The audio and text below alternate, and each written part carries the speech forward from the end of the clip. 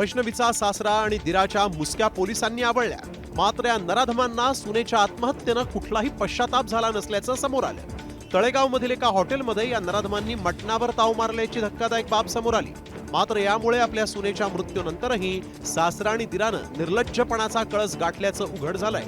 हे किती नीच वृत्तीचे लोक आहेत हे आपल्या माध्यमाद्वारे जगाला तुम्ही दाखवावं आणि त्या पुढील कारवाई तुम्ही प्रशासनाने करावी की आणि त्यांचे कॅटेगरी काय आहे हे जनतेसमोर आलेलंच आहे की सुनेला जर जीव मारून टाकून जर हे मटणाच्या हॉटेलमध्ये मटणावरती ताव मारतात याचा अर्थ मी काय समजायचा। राजेंद्र हगवणेचं एवढं निर्लज्ज वर्तन असेल तर तो किती कोडगा आणि निगरगट्ट आहे हेच दिसून येतं।